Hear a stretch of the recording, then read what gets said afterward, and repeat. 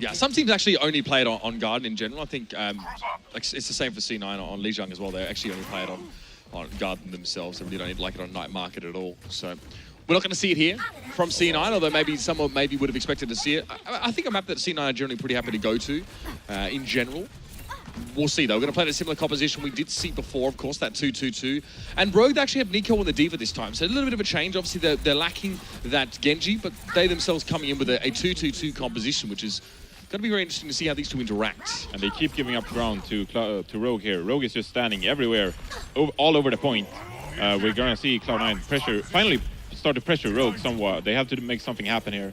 Composition's so powerful on this particular stage as well. NiCO and the double hit scan is excellent, although Surefour in from behind, that's an excellent opening. And Su now in a position to do more damage on there as well. AKM has often been known for very good aim, but people have definitely criticised his positioning sometimes. He was picked up pretty comfortably by Surefour, and now he's got a little bit more room to work. KAISER elsewhere has fallen to NiCO. She knocks up in the air as well. So Surefour really is just harassing right now. He's already going in for the kill, just trying to keep constant damage, get close to that pulse bomb. He sees Soon goes low. He would like to have chased, but there was a Winston bubble there as well. He didn't really fancy his chances. Very pokey at the beginning of this, but Rogue are getting the better end of it. I think they got a couple of early picks, but they didn't want to go too aggressive. If you kind of throw yourself in, assuming you have the advantage, there's such a large point. Ability just for the enemy team to disengage a little bit, yeah, look to at draw this. you out. It was such a weird round as well. Like, both teams spent so long just trying to maneuver themselves and set up. They really didn't try to go for the throat. And now they're sitting off the point here, Johnny. Yeah, I think that Cloud9, they just need to play faster here. They just need to pressure Rogue here. Rogue is just standing here for free, dealing that poke that we talked about earlier. And here we go with the blade from Gods. uNKOE got a really early Transcendence in the previous fight, and he was absolutely on fire, but he's been taken down as the first pick for them. Rogue popped their sound barrier as well, and it's been fairly well replied. Tactical Visor picks up Adam, though, but the pressure is too much from AKM, who is separated from the rest of his team. And Cloud9, as one singular force, are starting to flip the point the other way. But the contest so strong on City Center. Yeah, I mean, it's pretty easy to stall this map out for extended periods of time, actually. winz was trying to get up the top of that spire, but he was taken down by Surefour. C9 want to avoid any elongated stall scenario at any cost, and they seem to have done that for the most part. Here, there's actually someone snuck back on towards the point. Yes, NiCO. So they can do this sort of in a tandem fashion for quite some time. You can see now Soon's made his way towards the point. It's 59 to 60% now. The rest of Rogue can get here and stop this. And KAISER wants to try and put his foot down here with the Primal Rage, but I had to wonder about this decision purely just to try and clear the point. It hasn't even done that. They have to have something to clear the point, though, because Rogue have got this up to 70%, and they were losing ever since it was about, what, 40, something like that. Cloud9 have really struggled to be able to flip that one. And you can hear that heavenly sound in the background as well, and I think Cloud9 are feeling that same sense of relief. Rogue got an extra 25% on that stall after they had already ostensibly lost the fight, and now they can come back in. Yeah, more importantly, they forced KAISER to use his ultimate and xepheR to use his D.Va ultimate. So they forced out 2 ultimates and got the percentage. That's another thing that Stall's really good at doing as well. It's also good at forcing ultimates out unduly. You don't need to pressure the enemy team. You just need to piss them off enough that they want to try and get rid of you. Yeah. Surefour with the pulse, though. This might connect here. No. It seems like, yep, uNKOE's going to be able to get away for the time being, but Surefour's going to follow that one up. Got to the Dragon Blade on towards winz. Rogue have been gutted here, so Cloud9 can build up a little bit more of a buffer. Yeah, the pressure coming forwards towards them, seeing if they can pick up some stall kills as well. Nox falls, NiCO demacked as well, and is going to jump off to his death to reset. Taking up 40% here on the board for Cloud9. Their support ultimates might be up for the next fight as well if they can take it slightly slower. Rogue, it's very difficult to kind of lightning fast engage on this point when the sight lines are so long and you have to contest the high ground. There's a big pillar in the middle as well. It's a hard map for Rogue's insta-dive strategy. Soon wants to get up in the air here as well. You can see he's trained on Roolf, and that was nice. He combined well with Nox, and that's just how dive should execute itself in most cases. They managed to find him, and NiCO actually had himself a bit of a battle with KAISER with the help of uNKOE there. The Discord orb was good. You can see that's it. AKM, as soon as his opponent gets desuited, xepheR not in the mech anymore, he goes for the attack visor. A lot of damage being put out in general. There's also going to be the support of uNKOE with the Transcendence just to keep them all topped up there. Nicely played by Rogue, but now the stall is something that C9 can make work for them. There's only 2 players left alive, though, and Surefour in incredibly weak health. KAISER's popped off his Primal Rage. That's going to buy time for the rest of his team to get back into this one. The fact that uNKOE got his Transcendence so much earlier than Roolf so annoying. means that Roolf now has it, and they can just keep this monkey alive. Well, it's risky, right? Because you're popping the Sending Out ultimate, but you're not really in the advantage to win the fight. I don't know if their goal is to win the fight or just stall it out. It's got to be to stall because there was 2 players at the time over on that point. Maybe Roolf was expecting some teammates to join him. So Cloud9 secured this overtime, right? They're going to have to give the point up. 25 seconds to recap. Yeah. They don't have a Transcendence that's been used. Adam also doesn't have himself a support ultimate either way. So C9 need to really bear the brunt of Rogue's just salvos of fire as they enter the point. And like you were saying before, it's hard to get direct entry and a direct dive set up here. This could have backfired for the North American squad. It may have done, but there's a very early sound barrier popped out. Rogue won in this fight on their terms, coming forward. Dragonblade still active for Gods, but there's players falling all around him. Both of his supports died. That's a huge amount of structure behind him has been completely removed. He has no health to work with. Only a couple of players left alive here. Rogue looking great. Yeah, look at this now. It's 99.99 for Rogue, and they had the players on the point. There are no defensive ultimates for C9 available. Surefour is going to go down. Sure as heck. xepheR not too far behind. We're roping, there's no doubt about it. Adam trying to get up around the edge of the pergola, but that surely has got to be it. Roolf can't even get there, and Cloud9 invested so heavily in stalling that point out, so heavily and getting themselves to 99. They narrowed their vision and forgot about the long game, and Rogue were more than happy, rubbing their hands together, seeing him use that ult to take the point back. Yeah, I certainly think those two ultimates changed the game, and I think that Cloud9 played this point really well. They started out the first fight, and they got the picks needed, and then they kind of slowed down. They walked out to the point, and then they started to get picked off because they were in a position where Rogue could dive onto them. But overall, I think the Cloud9 played that point really well, and I think those two ultimates, if they had them in store for that very last fight, I don't think they needed to pop them at all to get to that one last fight scenario, no? So I think they could have just saved it. They were 94, it got them to 99. Yeah. Well, pretty much, yes. So. No difference. I mean, the Primal Rage got them from about 75% up to the 90s, so a little more use out of that, perhaps. Interesting composition here coming out from Cloud9. It's the Pharah Mercy comp that we've seen in North America, but God's on the Roadhog rather than the Tracer. Yeah, this is curious. AKM versus Surefour. It's battle for aerial supremacy right now, and Surefour, he really doesn't miss these battles. He's definitely happy to be back in it now, and AKM needs to be having his wits about him. It's definitely, it wouldn't be considered the most famous hero in his pool, but again, it's not all about this Pharah v Pharah matchup. Surefour spent some time on the ground, but now he wants to get back towards AKM. That's unbelievable how he hits that one. But uNKOE now might be the target. Surefour getting chunked down a little bit himself. It's back and forth in the skies.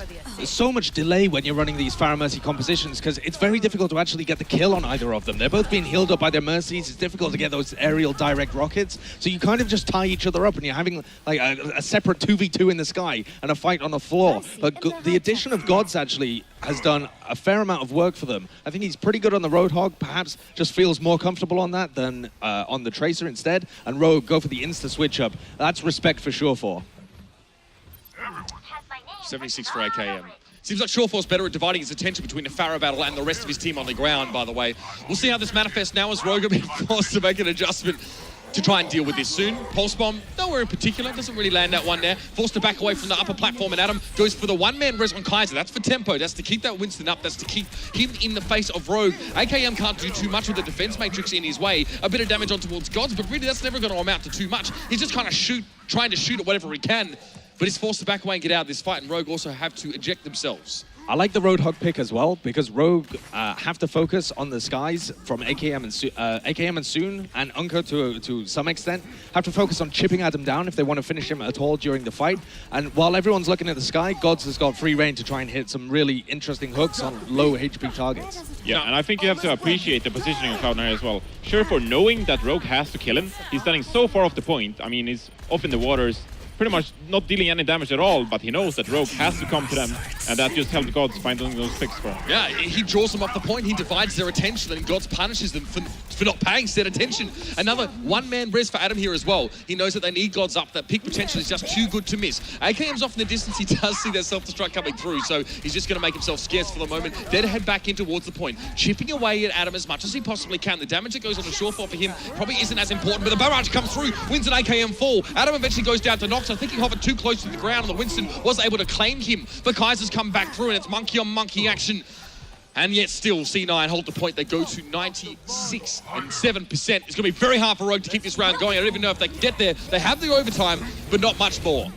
Self-destruct just popped onto the point. Another hook comes out from Gods. Just finding these individual picks. So difficult for Rogue to get back into this. A couple of ultimates as well. The sound barrier even. Just throw the kitchen sink at them, why don't you? Rogue gonna be finding it almost impossible to get back into this one. Yeah, I think C9 just trying to hedge their bets and cover their assets the most they possibly can. NiCO on the Sombra here. Transcendence as well as Rogue trying to usher their players on towards the point to try and keep this going in some way. To try and find a way to turn it around, but it's not going to be enough. Soon is sent asunder by a rocket before he can even cross the threshold onto the point.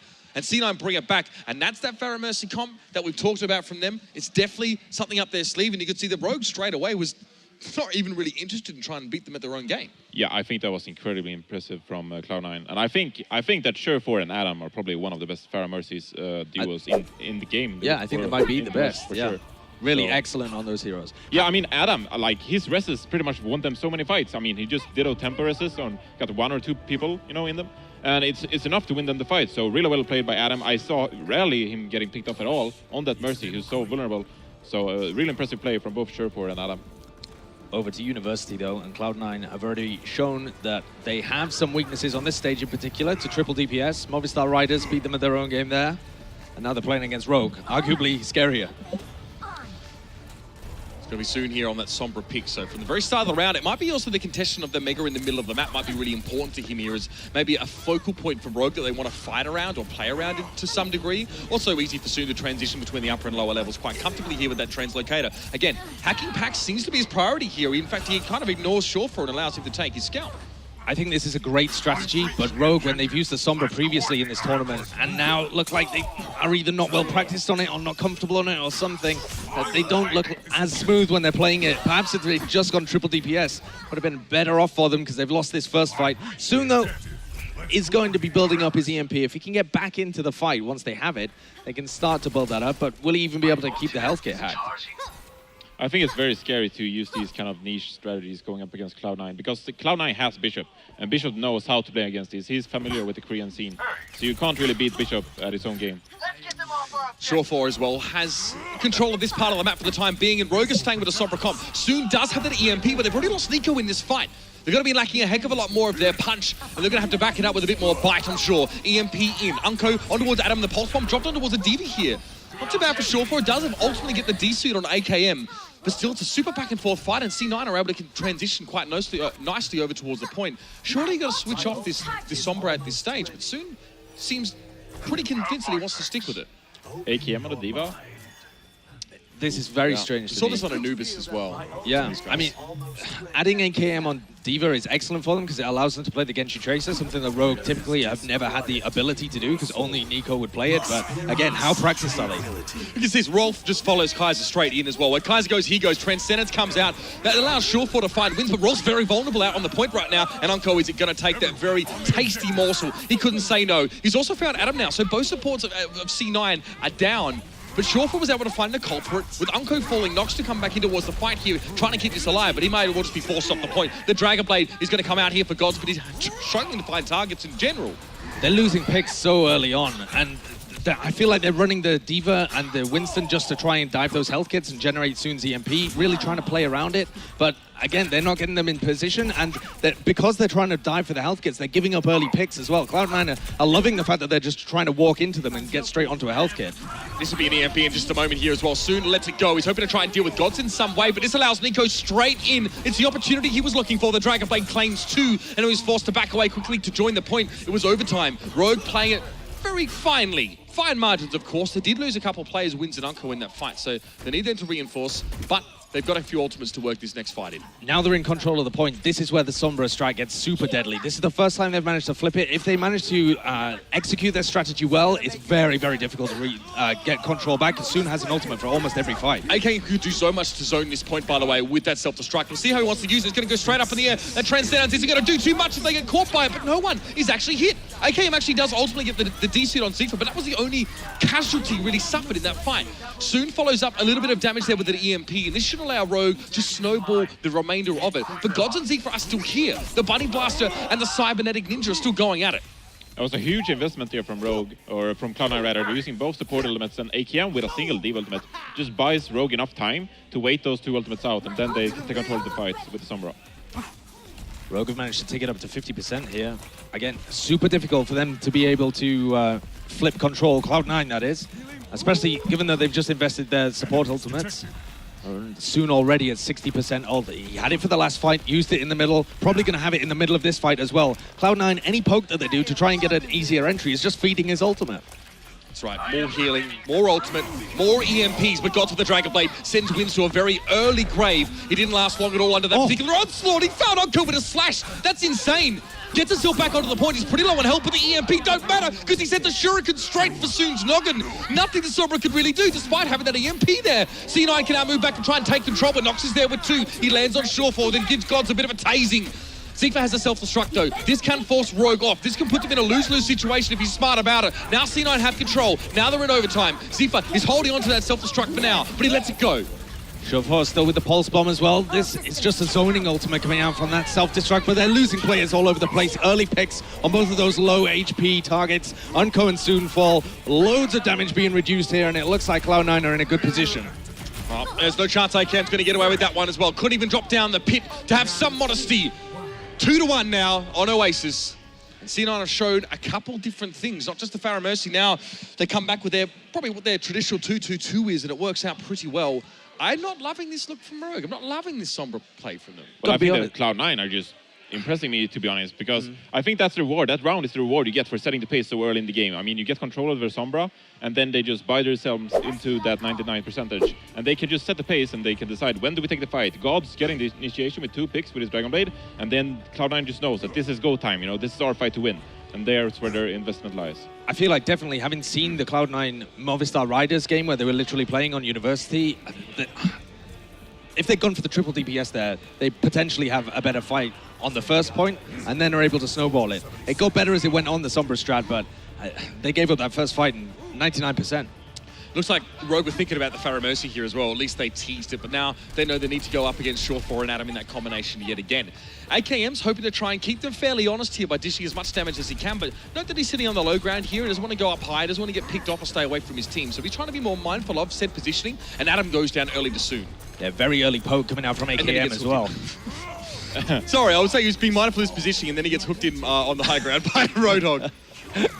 They have managed to take Adam out of the fight. Well, it's important to point out that Rogue is playing way more aggressive now. uNKOE almost like on the point beneath the bridge. I mean, taking aggression into his own hands. So a really change of pace for Rogue on this point. How viable is it just to ignore the Pharah Mercy, try and focus down Roolf, get that Lucio out of the equation, and really take the fight on the floor? Well, it's certainly viable, and I think that's what they're trying out here. I think that you'd prefer to focus down Gods at first, because Gods is so good at this Roadhog, and he's getting the picks continually all the time. So no, what just happened there as well? Gods got stuck with a pulse bomb. Yeah. Hello? Hook 2.0, let it go. Nothing to see here. Gods is going to fall there to Nox. Adam fell in that earlier fight as well. Gods was stuck with the pulse bomb, and Adam tried to Guardian Angel to him to heal him, and ended up getting blown up by that pulse bomb there as well. So a bit of a rough first fight for C9. Nothing to see here, kids. And I think we see Surefour and Adam, Adam getting picked off. But we see them both going out here on this ocean side.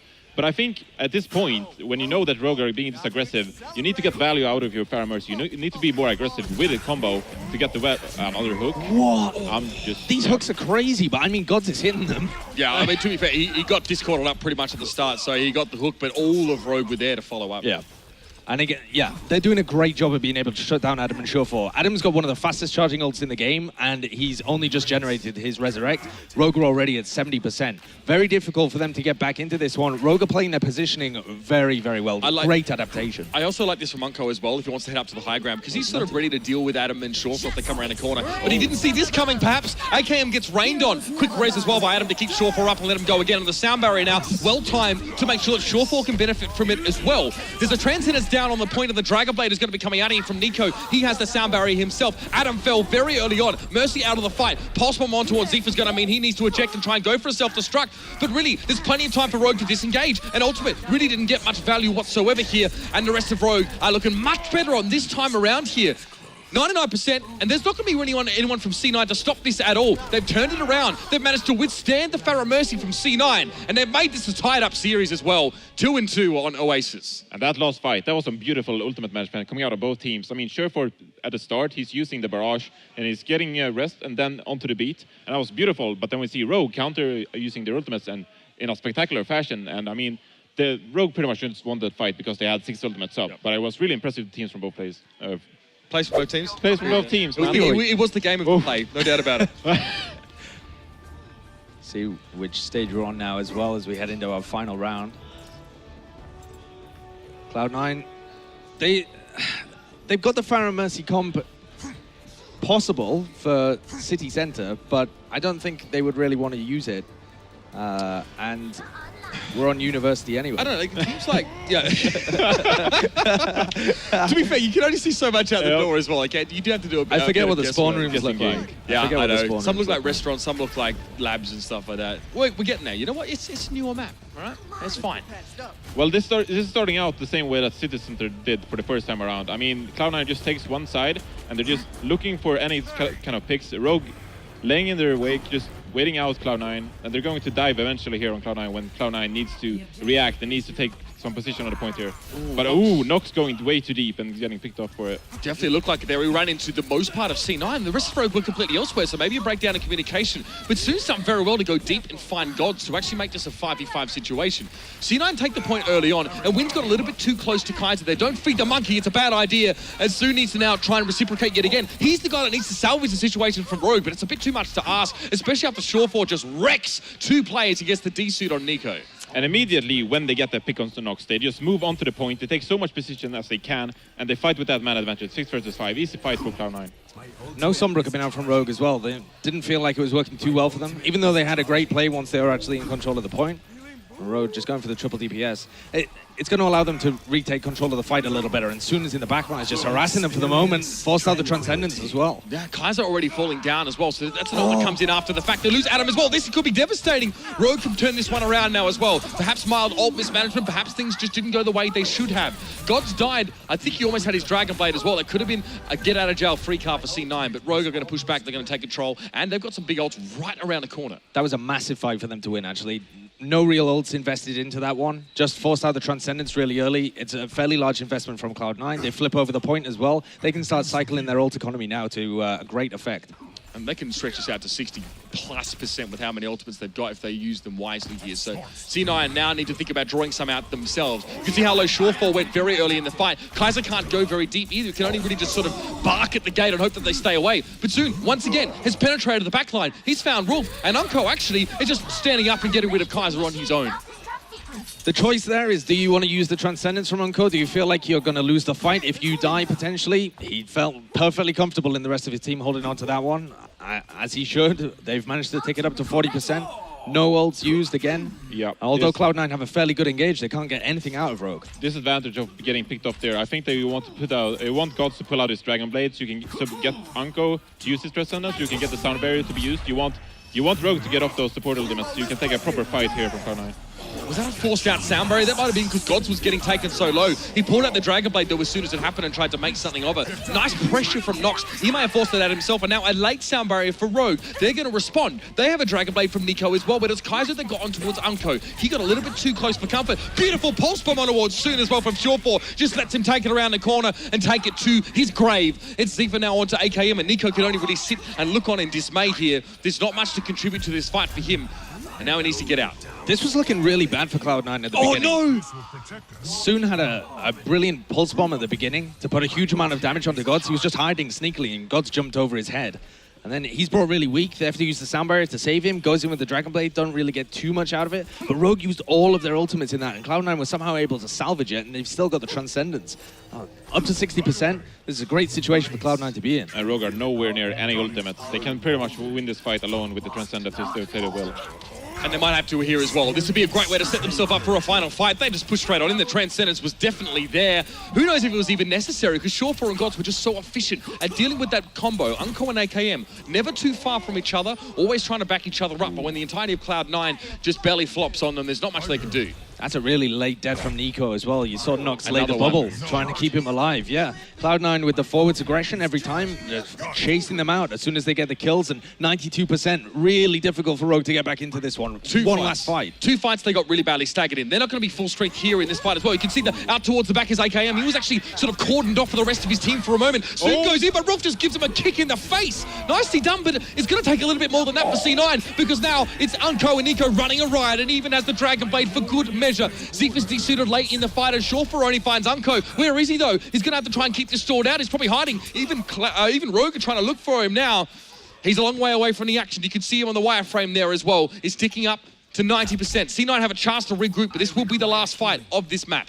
Gods got taken out when he was just about to get his Dragon Blade. They've got the Dragon Blade Sound Barrier combo for the next fight, Cloud9. If they look to engage, lots of ults starting to come up though from Rogue. They have endured the worst of it. They have the ults to hang on here.